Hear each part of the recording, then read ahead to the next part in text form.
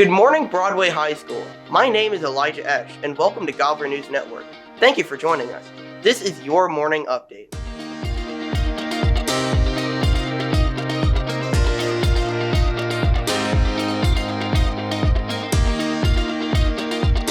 Coming up on today's show, interviews about the TSA regional competition, an exclusive interview with Mr. Sanders detailing the addition to the school, sports scores from spring break, upcoming events, and a look at your weather.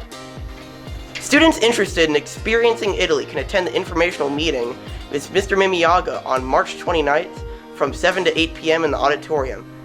They will discuss the itinerary, activities, academic opportunities, and the cost of the trip to Italy. If students have any questions beforehand, they can talk to Mr. Mimiaga in room 237. 2 weeks ago, the Technology Student Association at Broadway traveled to Stewart's Draft High School for the regional competition. Here are some interviews and results.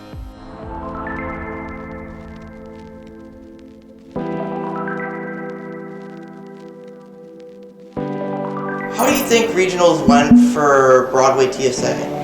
I thought Broadway TSA, given the sheer amount of competitors this year, did a great job. Like, to have over 300 some people competing and then still walk away with as many first, second, third place trophies as we did, and a lot of people gaining experience and getting fourth and fifth places was about as good as you can really hope for.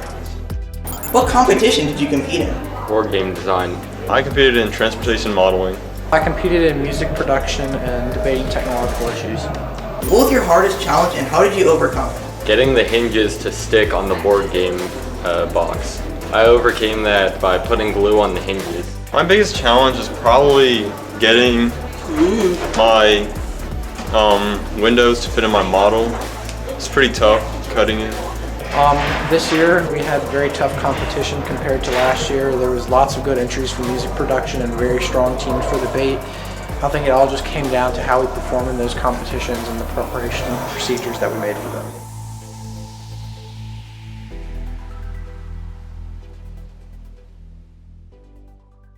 In the coming years, Broadway High School will be getting an addition to the back of the school. Construction is expected to start soon. Here's Mr. Sanders with more information. What is your role in regards to the school addition?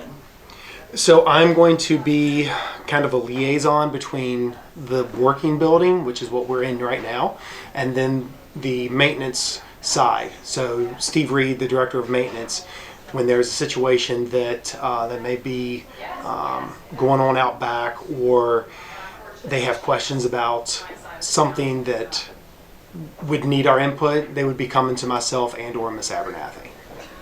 And where will the addition be and what will it include? So there's going to be 3 parts to our addition. First part is going to be out this lower end. They're going to expand the building that direction in that grassy area where they just moved 3 of those mobile units from. It's going to be an upstairs and a downstairs. It's going to consist of roughly 12 classrooms, broadcasting room. There's going to be some chemistry rooms, some lab prep rooms, as well as like a tech ed type of area. So that's going to be one area. Another area is going to be out the back end of the large gym, and that's going to be a new weight room, a coach's office, as well as an additional team room. And then the third part of all of this is going to be up at the football field. So when you walk into the football field, that sidewalk is going to stay the same, but there's going to be a building on each side. One side is going to be a new set of restrooms, and the other side is going to be storage, restrooms, and a concession stand type area, with the old one being knocked down. And then moving farther out, when you guys are driving in, when people are coming in the future, they're going to be changing the way you're coming in. Not the direction, but the turns are going to be made slightly different. When is construction expected to begin, and when is it scheduled to be completed? So just met with Steve Reed today, the director of maintenance. Early next week, the staging area is going to be put in place out back. So that grassy area that's next to the tennis courts, they're going to come in, they're going to put up temporary fencing, they're going to fill that in with gravel, and once they do that, they start bringing in materials. They will have a portable office that's going to be out back for the the construction workers.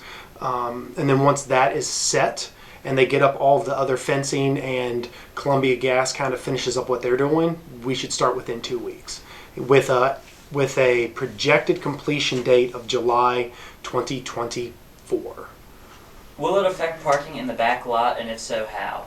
We do not foresee it affecting parking. The workers, the construction workers, they will either be parking way down back by the baseball field, or they're going to be pulling their vehicles onto the staging lot, the currently grass area that's going to be gravel. They're going to be parking out back. Might be a little bit more congested in the morning as people are coming in and going, but we don't foresee it really affecting students or staff. And how much will the new additions cost? Okay, so while I don't have the actual finalized budget of this, it's going to fall between $10 to $15 million because it looks like things are coming in under budget as they bid them out. And then how will students and staff be affected during construction?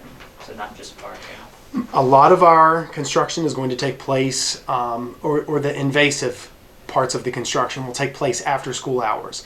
They're also going to utilize this upcoming summer to do lots of the larger, more loud parts of the construction, such as marrying in the new building to the old building.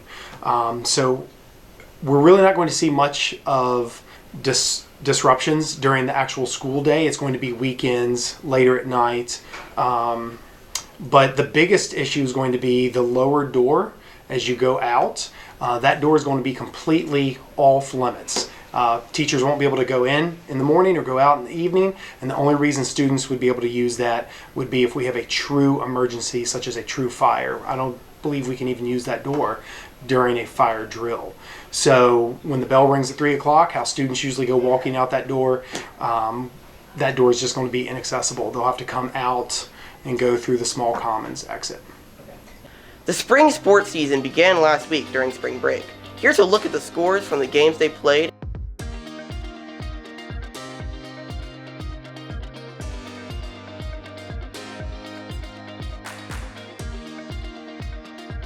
And now here's a look at the weather for this week.